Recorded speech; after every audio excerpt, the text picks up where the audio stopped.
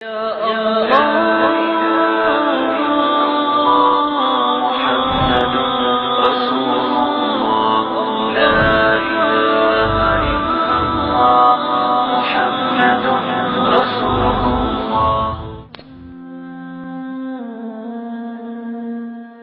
যে আল্লাহ আমাদের উপরে সন্তুষ্ট নন, দুনিয়াতে বসে আপনি বুঝতে পারবেন। মুসা আলাইহিস সালাম আল্লাহকে প্রশ্ন করেছিলেন, হে আল্লাহ, আনতা ফিস সামাই ওয়া আনা ফিল আরদ, আপনি আকাশে আর আমি জমিনে, ফামা আলামাতু গাদাবিকা মিন রিদা, আপনি কি আকাশে আমার উপরে রেগে আছেন না সন্তুষ্ট হয়ে আছেন, কি আলামত দিয়ে আমি বুঝবো? তখন আল্লাহ বললেন, জমিনে তোমাকে যারা শাসন করবে, আমি যদি তোমার উপর সন্তুষ্ট থাকি তো শাসকদেরকে তোমার প্রতি দয়ালু করে দেব, ভালো করে দেব, ওদেরকেও সৎ মানুষ বানিয়ে দেব, ওরা শুধু তোমাদের কল্যাণ হবে কোন পথে সেই পথেই তারা যাবে, সেই জিনিসই তোমাদেরকে দেবে। তখন তুমি বুঝো যে হ্যাঁ, আমি তোমার উপর খুশি আছি। আর যদি এর বিপরীতটা হয় তাহলে বুঝবা যে আমি তোমার উপর খুশি না, কারণ প্রশাসক তো আমি।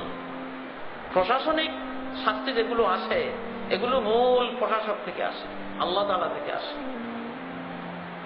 এই জন্য সরকারকে গালিগালাজ করে তেমন লাভ নেই, তুমি নিজে ভালো কিনা এটা দেখো। হাদিসের ভাষা কিন্তু এগুলো,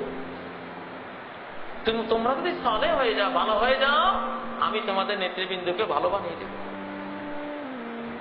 আর যদি খারাপ হয়ে যাও, ওদেরকেও আমি সেরকম বানিয়ে দেব। তোমাদেরকে যারা নেতৃত্ব দেবে তারা রুক্ষ হয়ে যাবে, রূঢ় হয়ে যাবে, কঠোর হয়ে যাবে তোমাদের উপরে। হতে হতে শেষে ওই রাস্তা যদি মরো, জাহান্নামে গিয়ে পড়ো, সেখানে যারা তোমাদেরকে নেতৃত্ব দেবে, কর্তৃত্ব করবে, তাদের অবস্থা শোনো। আলাইহা মালাইকাতুন গিলাযুন শিদাদ, ওই জাহান্নামে আছে এমন ফেরেশতা, গিলাজ, প্রচন্ড রুক্ষ, দয়া মায়াহীন, নিষ্ঠুর। যত কানবা তত ক্ষিপ্ত হবে, যত কাকুতি মিনতি করবা তত বেশি পিটাবে, যত আদারি করবা তত বেশি সাজা দেবে। লা ইয়াসুনাল্লাহ মা আমারাহুম, যা আল্লাহ আদেশ করবেন কোনটাই তারা ব্যত্যয় করবে না, শাস্তির সবকিছু তারা পরিপূর্ণভাবে আঞ্জাম দেবে। তা আখিরাতের জাহান্নামের ফেরেশতাদের এই অবস্থা আর দুনিয়ার নেতৃবৃন্দের অবস্থা সব মিলিয়ে দেখো কাদের জন্য কি ধরনের আসে। অতএব তোমরা ভালো হয়ে যাও। যেই যুগে জনগণ ছিল ওমরের মতো লোক, ওসমানের মতো লোক, আলীর মতো লোক, আয়েশা, উম্মে সালমা, জাইনাব, খাদিজার মতো, তারপর ফাতেমার মতো লোক যেই যুগে ছিল প্রজা, সেই যুগেই খলিফা ছিল আবু বকর সিদ্দিক। ঠিক নয় কি? রাজা আর প্রজায় সবসময় আল্লাহ মিল রাখেন। প্রজাদের থেকেই রাজা তৈরি হবে। তোমাদের রাজাদের মধ্যে তোমাদের চরিত্র খুঁজে বের করে নিও যে আমরা আসলে এখন এইরকম। অতএব আমি আসমানে তোমার উপর খুশি না বেজার, জমিনের অবস্থা দেখে তুমি বুঝবা, বেশি চিন্তা করা লাগবে না। কি সুন্দর ফর্মুলা, আল্লাহু আকবার।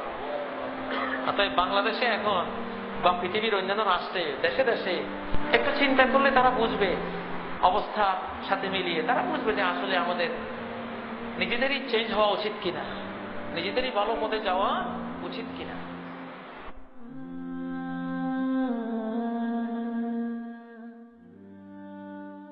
لا إله إلا الله محمد رسول الله عليه صلاة الله وآله والأحبة